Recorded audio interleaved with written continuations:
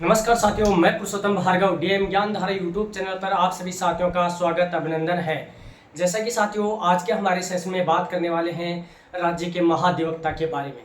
साथियों, पिछली क्लास में भी हमने महाधिवक्ता के बारे में चर्चा की थी। बहुत सारी बातें, कौन उसकी नियुक्ति करता है, किसको त्यागपत्र देता है, कितना कार्यकाल होता है, कितना वेतन होता है, क्या उसकी योग्यताएं होती हैं।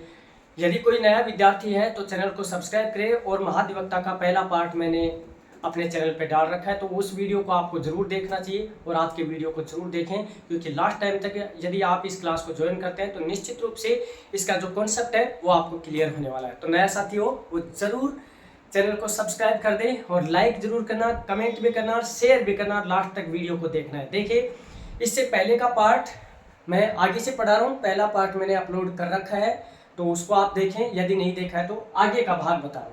देखिए, पिछले में आपने बात कर चुके थे कि कौन तो महाधिवक्ता की नियुक्ति करता है, कौन, क्या इसकी योग्यता होती है, किसको ये अपना त्यागपत्र देता है, ये तमाम बातें, वेतन कितना होता है, ये सब बातें अपन ने पिछली क्लास में कर चुके थे। तो पहला पार्ट मैंने अपलोड कर रखा है, उसको देख सकते हैं। आगे की बात करते हैं साथियों। देखिए कि महाधिवक्ता के कार्य, शक्तियां या कर्तव्य क्या होते हैं। महाधिवक्ता के कार्य या उसकी शक्तियां, ये अपन पढ़ेंगे। देखिए, महाधिवक्ता के कार्य या शक्तियां, और ये सब दे रखा है संविधान के अनुच्छेद 177 में। महाधिवक्ता के कार्य, शक्तियां या अधिकार की बात करें तो संविधान के कौन से अनुच्छेद में दे रखे हैं? 177 में दे रखे हैं। अब इस अनुच्छेद 177 में क्या लिखा हुआ है? महाधिवक्ता राज्य विधानमंडल का सदस्य नहीं होता है। ये याद रखना है। महाधिवक्ता राज्य विधानमंडल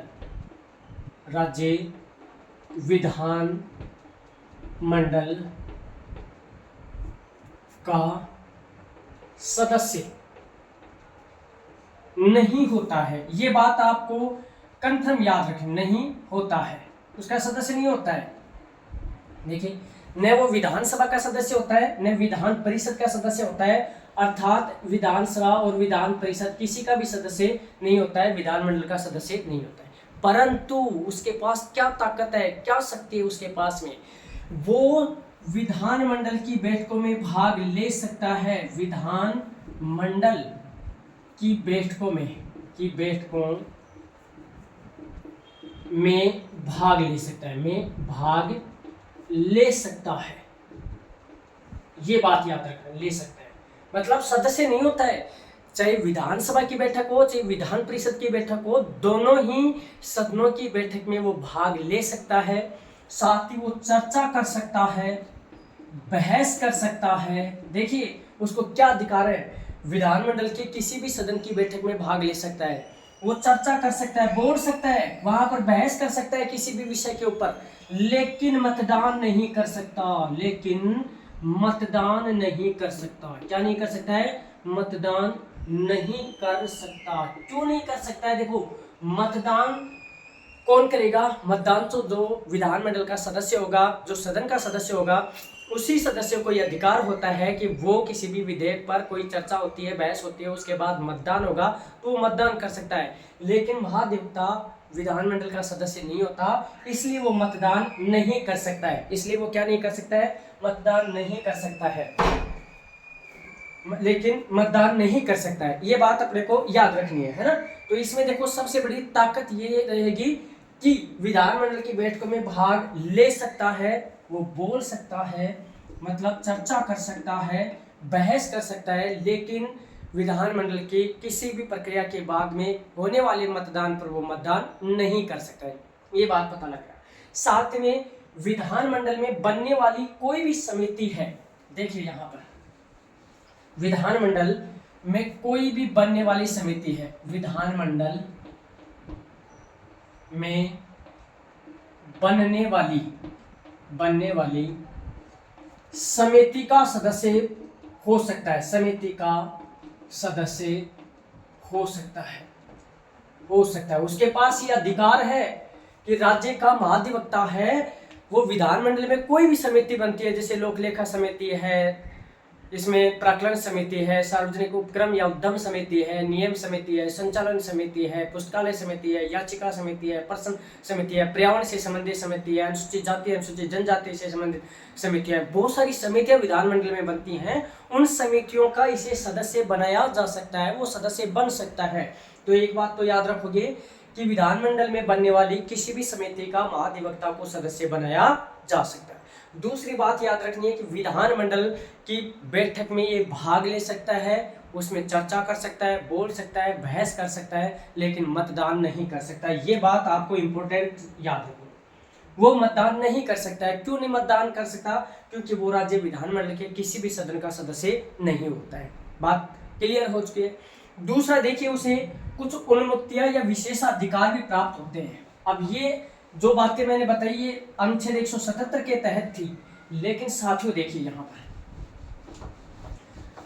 कि महाधिवक्ता को विशेषाधिकार अनुच्छेद 192 है। अनुच्छेद 192 इसमें विधानमंडल के सदस्यों को विशेषाधिकार दिया गया है। विधानमंडल के सदस्य मतलब विधानसभा के सदस्य, विधान परिषद के सदस्य हैं, उनको विशेषाधिकार और उन्मुक्तियां दी गई हैं। कुछ विशेषाधिकार है विधान मंडल के सदस्यों का विशेषाधिकार का प्रावधान है। इसमें विशेषाधिकार का प्रावधान कौन से अनुच्छेद में? 192। वैसे ही इसी अनुच्छेद के तहत कि विधानमंडल के जो सदस्य हैं उनको विशेषाधिकार है, वैसा ही अधिकार, उन्हीं के समान अधिकार किसको प्राप्त है? महाधिवक्ता।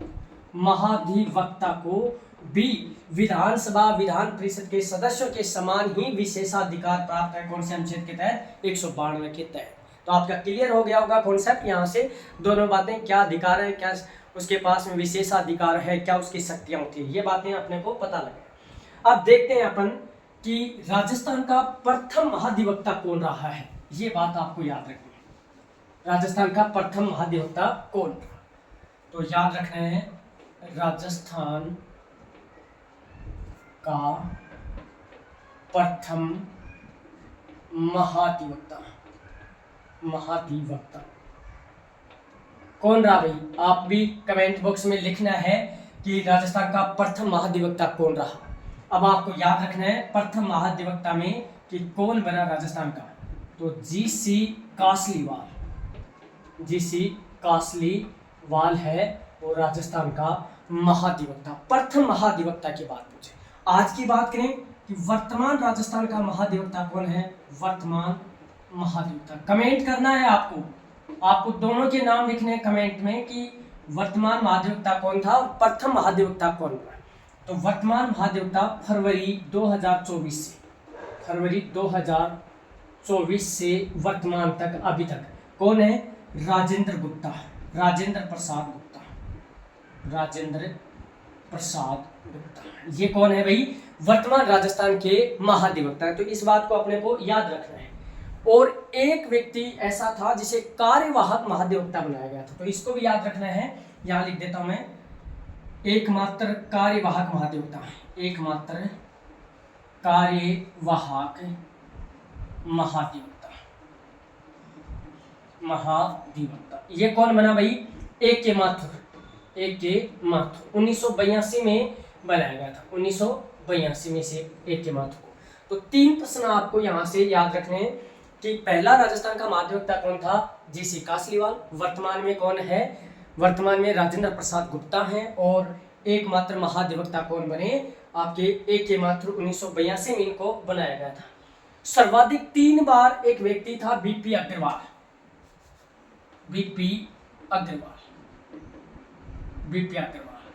ये 3 बार महाधिवक्ता बना। 3 बार राजस्थान का महाधिवक्ता बनता है कौन? बीपी अग्रवाल। तो 4 तथ्य हैं, फैक्ट हैं, ये आपको याद रखने हैं। जीसी कासलीवाल प्रथम, वर्तमान में राजेंद्र प्रसाद गुप्ता। अब देखिए वर्तमान का थोड़ा सा आपको ये याद रखना है कि भाई जब भी परीक्षा हो तो क्या पता वर्तमान चेंज हो जाए, त्याग पत्र दे दे या हटा दिया जाए, किसी भी कारणवश से कार्यकाल पूरा हो जाए। तो जब भी परीक्षाएं होती हैं तो वहाँ उस समय अपने को सर्च करते रहना चाहिए कि वर्तमान कौन है।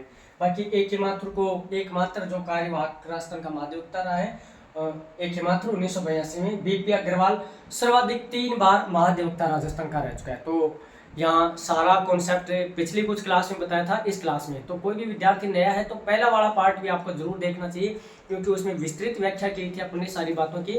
और आज अपने इसके कार्य, शक्तियाँ और विशेषाधिकार पढ़े और कुछ तथ्य आज के बारे में पढ़े। नया साथी है चैनल को जरूर सब्सक्राइब करें, शेयर जरूर करना। लिंक को फेसबुक है, आपका व्हाट्सअप है, जहाँ कहीं भी सोशल मीडिया का, आपका टेलीग्राम कोई से भी जुड़े, वहाँ पर किसी ग्रुप में जुड़े हैं तो इसको वीडियो को शेयर जरूर करना, देखो है ना। और लाइक भी करना, कमेंट करके भी जरूर बताना इसी के नीचे। और कोई भी समस्या हो तो नीचे कमेंट कर देना, जरूर आप तक आपकी समस्या का समाधान होगा। चलिए मिलते हैं अगले टॉपिक के साथ, तब तक धन्यवाद, ऑल द बेस्ट।